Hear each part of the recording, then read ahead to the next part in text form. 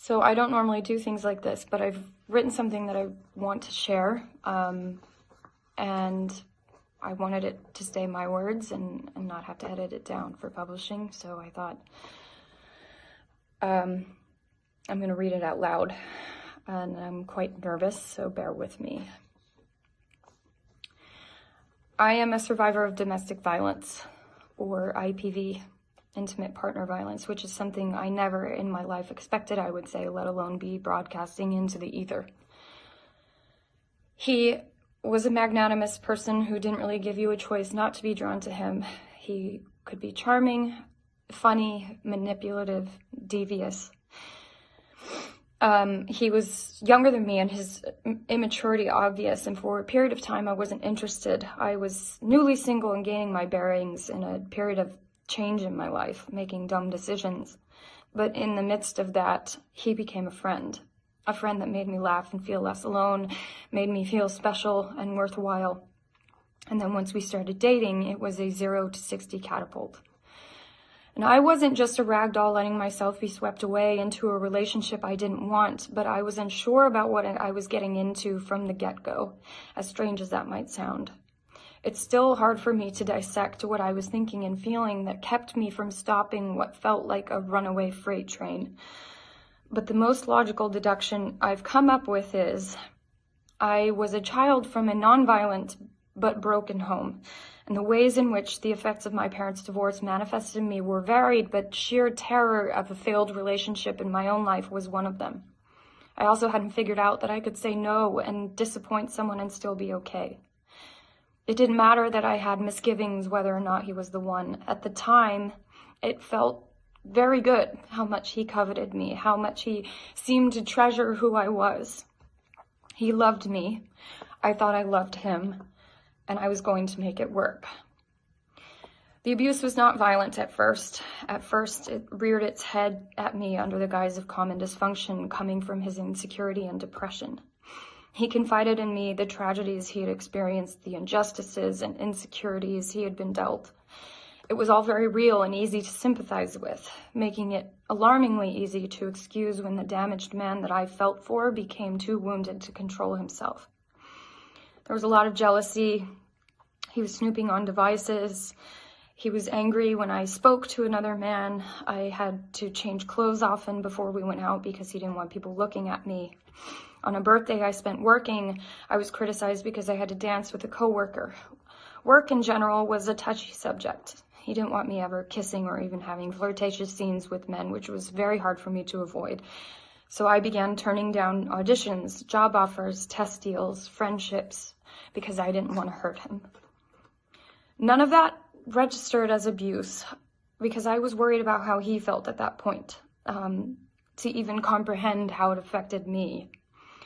In retrospect, I see that each red flag followed a very clear path on the way to things becoming violent, because violence is so often preceded by mental, emotional, verbal, and psychological abuse, which are all very sneaky things.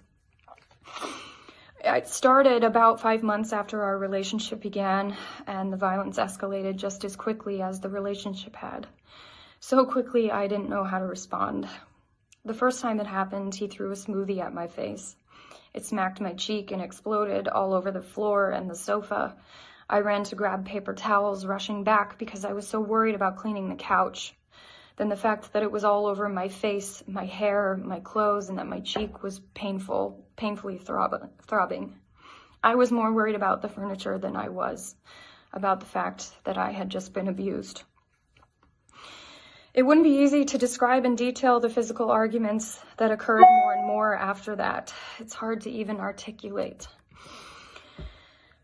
Not just because of the anger and the pain that surfaces, but because the memories feel like they took place on a different planet where I was breathing different air and witnessing a macabre secret I could never tell anyone I had seen. It had to be secret, for shame, for fear of more attacks, for reluctance to actually admit any of it was happening. The stark truth is, I learned what it felt like to be pinned down and slapped repeatedly, punched so hard the wind was knocked out of me, dragged by my hair across pavement, head butted, pinched till my skin broke, shoved into a wall so hard the drywall broke, choked. I learned to lock myself in rooms, but quickly stopped because the door was inevitably broken down. I learned not to value any of my property, replaceable and irreplaceable. I learned not to value myself. Most vividly, I remember how the arguments would usually end. There would always be a click of reality snapping back into place when he would see what he had done, and a wave of guilt would wash over him. And I imagine in some subconscious effort to wash the both of us clean after what had just happened, he would carry me and put me in an empty bathtub, turn the faucet on, and leave me while he gathered himself, and I would sit in the tub as the water inched up my body, surveying the damage. Insert the typical abuser's apology speech here. He'd kneel next to the tub crying self-hating tears with me. He never made me feel like he thought I deserved the beating, which I guess eased my mind.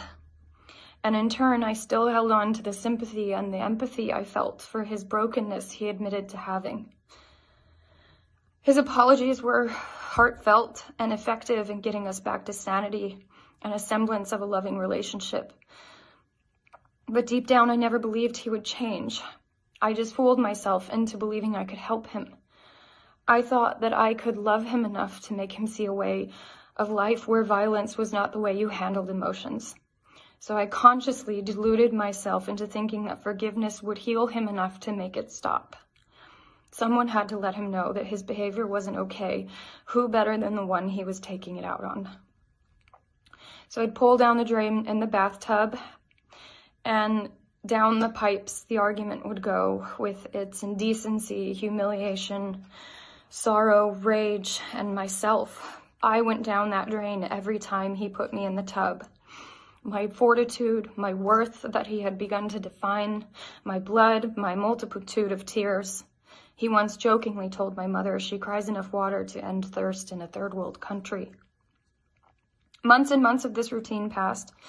And sometimes there wouldn't be a physical argument for a month or two, and I would distrustingly rejoice in the peace, thinking maybe it's actually different now. And things were different, but not for the better. I changed, and I'm not proud of how I changed. I became a person that I never could have imagined lurked inside of me because I was livid at what was happening and the fact that I was allowing it to out of fear of failure. I experienced firsthand that violence begets violence. I started fighting back because rage is contagious. I developed an astonishing poker face, but inwardly I was the ugliest version of myself I had ever known.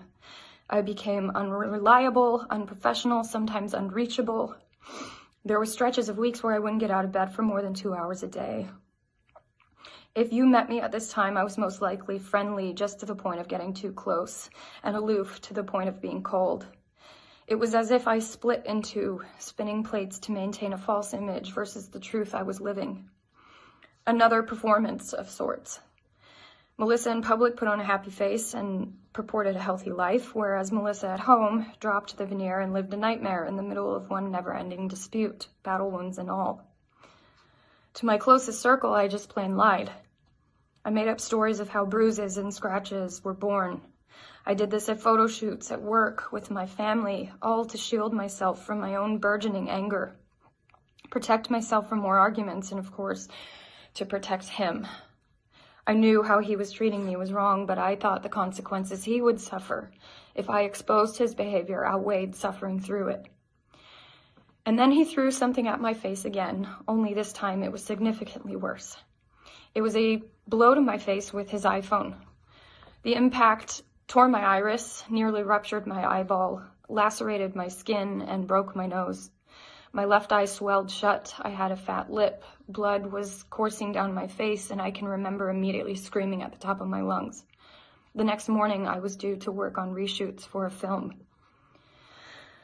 After it happened, complete stillness blanketed the room. We panicked. He put me in the bath time, but this time that wouldn't be enough. This wasn't going to be easy to hide, let alone fix, and something inside of me broke. This was too far. I couldn't flush this one down with the tug of the drain.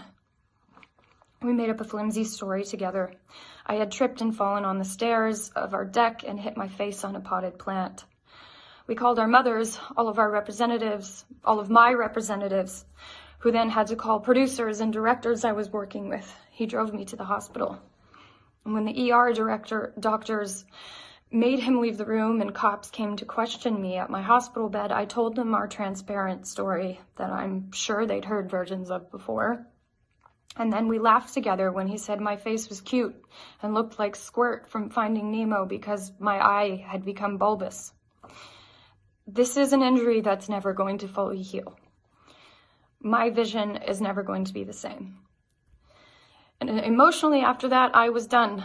I keenly felt that whatever I thought love was, it certainly wasn't what I had been going through. I was so tired of living the way I'd been living, but it felt too late to get out. Would it be safe for me to leave?